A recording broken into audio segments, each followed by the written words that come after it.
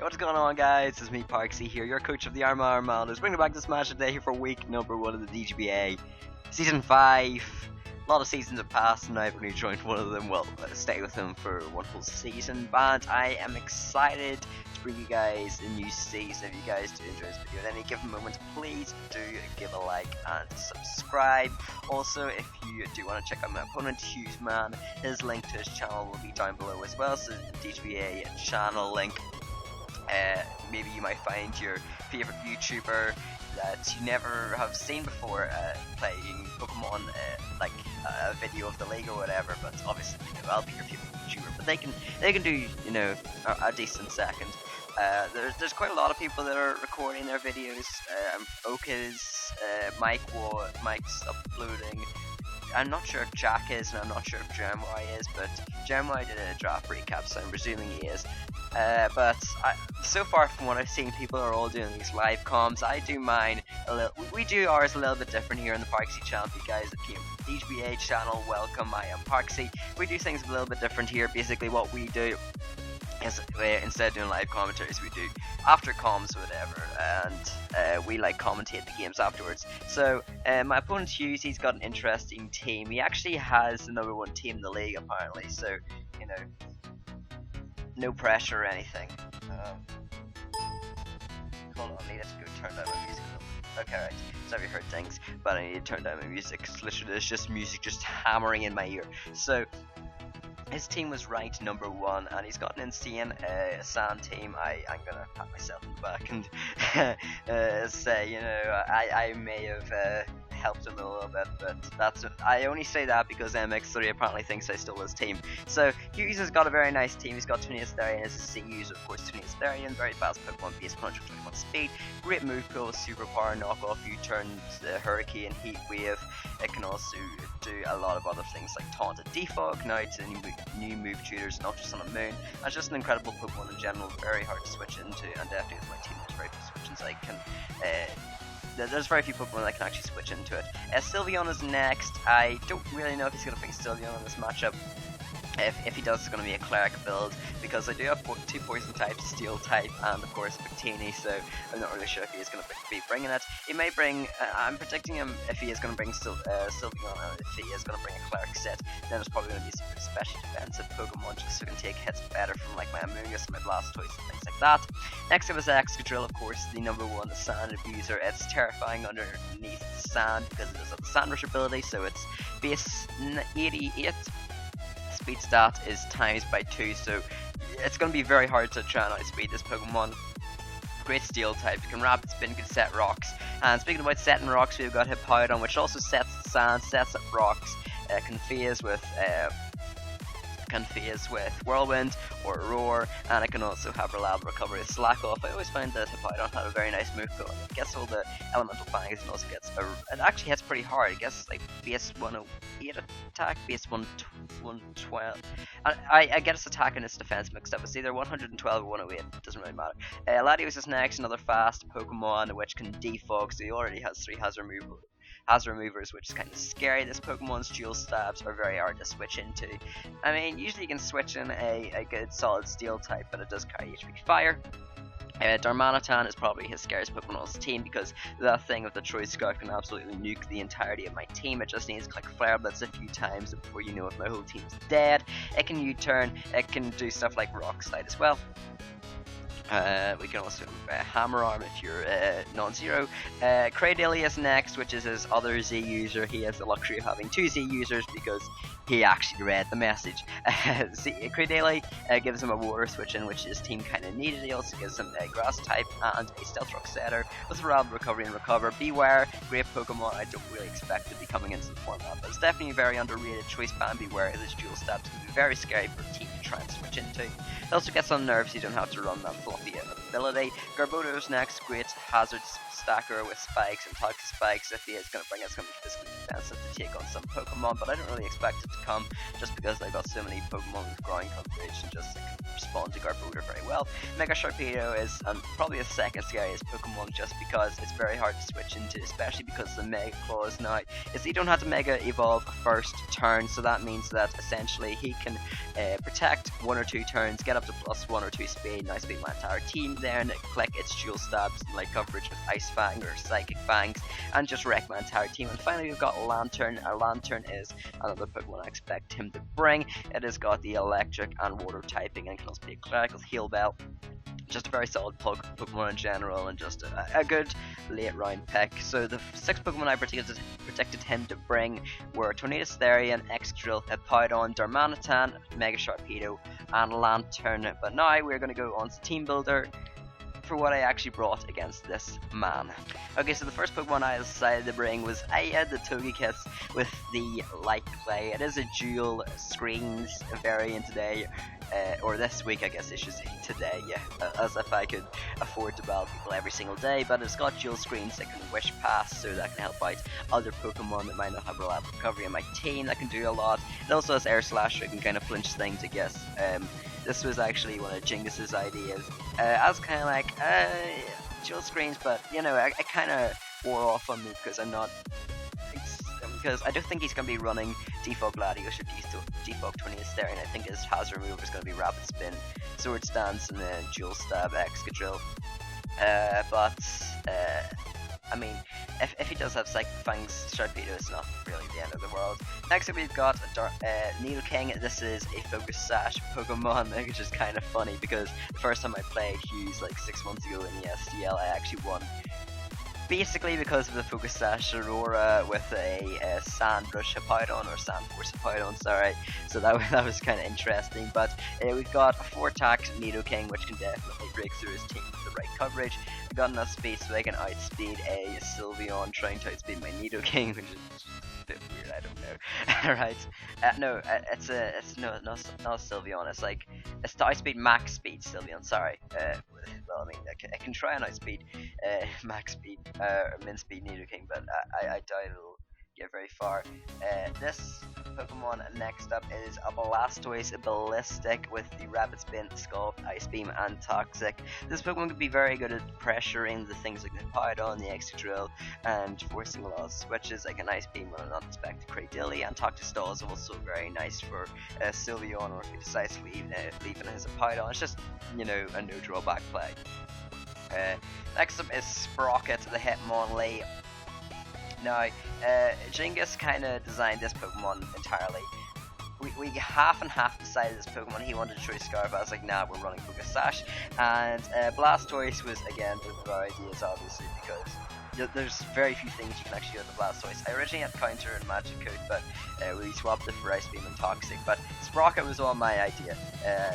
Hitmonlee was my idea, okay? So, congratulate me for making this set. I guess that sounds so weird, but this Pokemon is great because it can 2 KO every Pokemon on its team apart from fully physically defensive Sylveon, which again it still has a chance to 2 KO, and it also physically defensive Garbodor, which again, as I said, I don't expect him to bring, but this Pokemon can do very well. The combination of High Jump Kick into Bullet Punch can knock out a Spadef Sylveon set.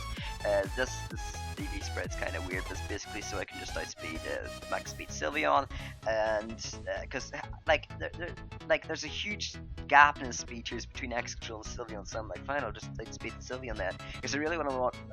I was running max speed Hitmonlee for the longest amount of time, and then it just suddenly dawned on me, why am I doing this? I don't need all this speed.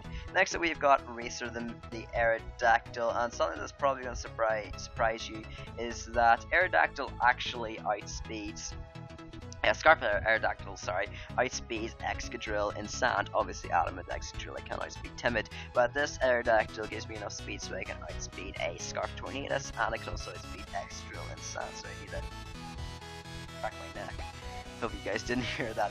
But it's got Earthquake and Stone Edge, which is great coverage. It also has Tailwind, so if I am about to go down, I can set up Tailwind and then try and outspeed the Excadrill, something like, I don't know, like my Nidoking. Yeah, Nidoking's a pretty good bet. Sorry, I said that weird. And then we've also got the Dragon Claw, just as a no-miss alternative, so I don't have to click Stone Edge. And yeah, that's basically just Aerodactyl. And finally we've got Jingus, the Mega Aggron.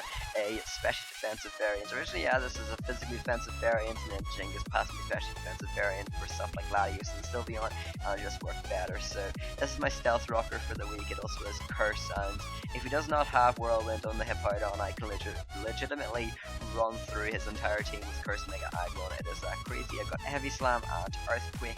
And without further ado, let's get into the battle. Okay, so here we are. We're going to be going up against Hughes. As I said previously, I expected him to bring Excadrill, Hippowdon, Tornadus, Lantern, Mega Sharpedo, and Darmanitan. He brings 5 out of the 6, so you can't say that I'm not bad at predicting stuff. He obviously is going to have Rocks and Hippowdon, and I'm pretty sure, 99% sure that is going to be a Choice Scarf Darmanitan alongside a Flying MC Tornadus Therian. I thought that all those things were pretty common. He could have ran Fire EMZ Tornadus, but I take Fire EMZ into the Heat Meter for Armaldos Tornadus with my Mega Aggron, so I don't really know if that was anything he was considering, but that's Sylveon seems to be special defensive cleric, maybe a little bit of defensive bulk if he needs to, but generally a well-rounded team is going to be very scary to play against. But without further ado, let's go in. So I decide to go lead off with my Nidoking, expecting him to lead either with the Hippowdon or maybe lead with the Sylveon or something, but I switch out here because I don't want him to U-turn and break my sash. Instead, he just goes for the turn 1 Flare Blitz, so that's going to be a really hard hit against my Blastoise. Fortunately though, we are max defense, so we can actually chew that hit up relatively well. I mean, it still stings a little bit, but Blastoise is up to 3/4 of health, so we can live a few more of those. So he goes out straight into Tornadus Therian, my man. So you're going to see me here. I'm going to do a few doubles here, and that's just basically to scout him out. I want to see the difference between modest and timid, and like how much defense he's running in this, how much special defense he's running in that. So on the predicted U-turn, I go out into my Togekiss just to block it. Unfortunately, I have to say that Haz and JJ for once are right about my team being bad against Momentum. He goes out into Darmanitan. I know that I have enough defense to live 1 Flare Blitz, and I really want to take down this Darmanitan. So I go for the Air Slash, and after this Air Slash, I believe we actually do a lot of damage. So that means that a turn of Sand or a turn of Toxic into Stealth Rocks will be able to knock out this Darmanitan, so that's great. So he's going to go switch into his Tornadus there, and I love how he just switches this monster in on on all these attacks. It's like, yeah, I'm a Tornadus, what's up? So I go into Blastoise now, expecting him to go for another Flare Blitz, but he actually goes for a switch out, so that's very nice. I'm going to go out into the Aerodactyl now, predicting him to go for the Flying EMZ or the Hurricane, because I know I can shoot it, and that can essentially burn the Z move.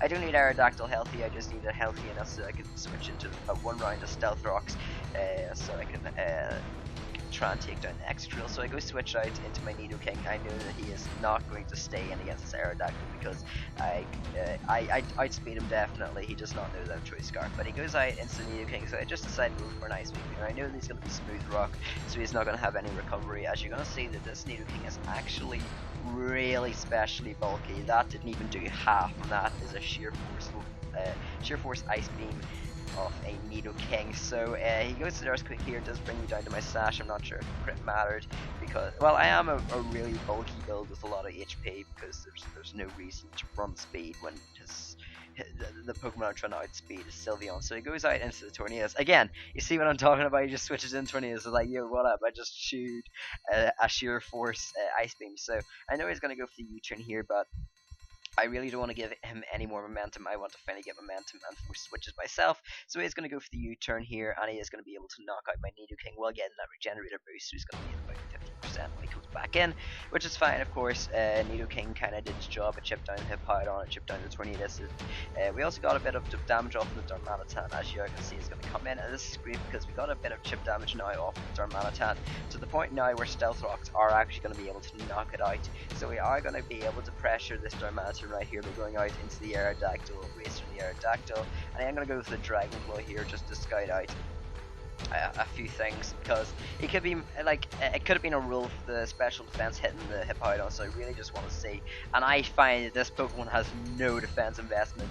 If this Pokemon was fully physically defensive, it would have taken like 14% maximum. So this Pokemon has 0 defense investment at all, so that's going to be really great for my physical wall breakers in the back, being Aggron and Hitmonlee. So I'm predicting to go for the Slack Off. I go into Togekiss so I can finally set up my screens. Reflect is going to be very nice in this game, especially to try and set up my Mega Aggron for the cursed sweep. So I'm going to get buffed by the Sandstorm here, as he is actually going to go out into the Sylveon. Very nice play on the opponent's part. Obviously shows to me that he has got some special bulk on this Pokemon. So I do set up the Reflect here, and I decide to go into my Mega Aggron because I do resist Hyper Voice. I am a special defensive build, and I can use this Pokemon to set up fodder, and eventually if I do set up enough stages, then I can actually 1v1 this entire team like I said previously. I know that he's not fire rating in Z now on the 20 list, so Heat Wave is going to be like a 3 KO. I actually goes to the Baton Pass here, so he is going to get some very nice sorry, my throat's real sore. So he is going to get some nice momentum out of that turn, as he's going to go back into the Hippowdon. So this is going to be the make or break turn to decide whether he has Whirlwind. I originally was Taunt on this set, and Jingus gave me a Curse 7. I was thinking that Curse might be a little bit better. I believed him, but Taunt would be Taunt would be so great here, because it would have just negated that Hippowdon from setting up Stealth Rock, so it didn't have to potentially Rapid Spin Blastoise later in the game, and so that my Togekiss nor my Blastoise would have to take 25% of the Stealth Rocks. But I set up the Curse here, and hoping that he hasn't got what I was going to say, that he hasn't got the Whirlwind, but unfortunately he is going to show Whirlwind here, and that is going to go bring our Aggron right back into our Pokeball. Unfortunately, we do get Blastoise in here, so predicting him going to Sylveon. I am going to go for the Toxic here. It's kind of a weird game, because I felt like I was really behind, but then I realized as the Darmanitan died to Roxas Tornadus, like it was like I don't even, like, it was on like 25% when it came out of rocks. So we're quite even here, even though like my Aerodactyl Togekiss has been worn down. I feel like we're quite the same here, even though he has got 6 Pokemon. So I go out into the Mega Aggron here on the expected Hyper Voice. He could have Heal Belled. That would just let me launch off another Heavy Slam. With these rocks up, it's really going to be a little bit more of an effort, or it's going to be a little bit more annoying for him to try and swap around on my team. And that, as long as his rocks are up, Darmanitan cannot switch again on my team, which is absolutely fantastic, because that thing may have got another kill if it did have another chance to switch into my team. No, he's going to go out into Hippowdon and make a double out into Blastoise, so I can go for another Scald here. And I really just want to take down this Sylveon. As you're going to see that we do lose Reflect right here, which is, I mean, it's kind of disappointing that we didn't really get the most out of those Reflect turns. All we really did was shoot a hit from the Hippowdon, but that was about it. So we are going to go for the Scald here, and after the Scald, the Toxic and the Sand turn, the Sylveon's going to be below 50%, so that's going to be great, because if it does want to get back some HP, it is going to have to go for that Wish, and that's going to mean that I can get a relatively free switch into my Pokemon. So go out into Togekiss on the off chance that he does go for the Wish here, so I can get switch into my Mega Aggron, but he's going to go knock me out here. So we are currently down to 4-6. Sorry, my neck's in a really weird position, like my microphone is like bent down, so I'm like bent down as well on the bed. My neck hurts like so much, but he is going to get again chipped down so much by those hazard, by Toxic, by Sand, and I am going to be able to get into my Mega Aggron yet again. So he's going to go for the Tom Pass here, but that's okay, because he's going to be at about 22%, because he's got leftovers. 22% when he comes in, assuming that Sand is not up, he's going to be at about like 22%. When after all, like Toxic damage and Stealth Rock damage when he comes back in, so that's great. So we go for the Heavy Slam. Unfortunately here we are not going to be able to knock out the Hippowdon, and he does outspeed us, as we already know, because he set up Stealth Rocks before us, and we are going to be able to go out in our Blastoise. But again, he's going to go for the Slack Off, and quickly I'm realizing this, to break through this Hippowdon, it's going to be a great nightmare. So my Blastoise again is going to get shipped down, but I am going to go for another Scald here. He has no switches to the Scald. Tornadus gets burned, and that's going to be like Sand, Stealth Rocks, and Burn against it. That Pokemon's basically as good as Death Water. So I'm going to go for the Scald here, and I am going to be able to knock out the Sylveon. I'm counting that as a Blastoise kill. I'm not going to lie. I know it died to Sand, but I got off the Toxic chip on it, I got the Scald chip on it. That is Blastoise's kill. So Ballistic, well done for you. As we are going to see, he does go out back into the Tornadus again with the Regenerator boost. I do decide to go back out into my Mega Aggron. It's absolutely useless this game because he has got the Whirlwind on the Hippowdon. Every time I set up, it just dies, or sorry, gets switched out. So I really can't set up on it. So Tornado is going to get chipped by another turn of Sandstorm, which is great because now it is in range for a Billet Punch from my Hitmonlee. And can we just talk about how great Hitmonlee is looking right now? Rock's Rupture, Sharpedo will be knocked out. The Seaweed doesn't have any HP investment. The Tornadus will be knocked out by the Billet Punch, as it is actually going to the terrain will or the sandstorm will subside. As we do go finally out into Sprocket, the Hitmonlee finally hitting the field. I know it's crazy. So it is going to go for the Billet Punch. We're going to get the first knockout on this Tornadus to go Hitmonlee. So Down's going to go to the Tornadus as he is going to go switch into the Hippowdon, get the sand back up. But as I said previously, I worked out that this Hippowdon has 0 or very little HP investment, and the minimum I did was like 70-71% of this high jump kick. So I took the risk about connecting it, and I did actually connect it, so I managed to knock out the Hippowdon. He makes a very smart play here, so he's going to go out into the Excadrill knowing that I can't knock him out because I need like 20% of chip on a non-HP variant of Excadrill to actually knock it out. So it is going to go out into the rocks. Maybe if I can switch it in enough times on rocks, it might actually get into range. But I go into the Blastoise here as he's going to go into head. Now this is where I make debatably a bit of a misplay. I could have preserved my Blastoise's death fodder versus him to try and stall out sand turns, as he is going to go for the Earthquake here, obviously because Iron Head doesn't knock out. But instead of switching out into Aerodactyl, maybe as I should have done, I instead stayed in with the Blastoise and then went into Aerodactyl to revenge kill him, just in case he went for Iron Head again. I really should have just went out into Aerodactyl, gone for an Earthquake, forced him to sack the Darmanitan, and then just got a bit more Stealth Rock chip and then try to preserve Blastoise. I don't think it really matters near the end game, so I'm going to go out into Aerodactyl here. He obviously knows I'm Choice Scarf, he's calcing it, so he decides to go sack off his Darmanitan here. So there's now a 2v2, it is Scarf, Aerodactyl and Life Orb Hitmonlee versus Excadrill and Sharpedo with 4 turns of sand left onto the field. We are going to feel going for the Earthquake. Oh, imagine if we had Stomping Tantrum, that would just be like, here's a base 150 attack, but never mind. So Sharpedo comes out. I was debating going into Hitmonlee for some dumb reason, because I thought he was going to go for the Protect here, and I was like, haha, I'm going to preserve Death Fodder. Psych, I'm not. I'm going to go for the Earthquake. So he goes for the Mega Evolution first turn. I feel like he could have protected. I don't really see like why that was a drawback play.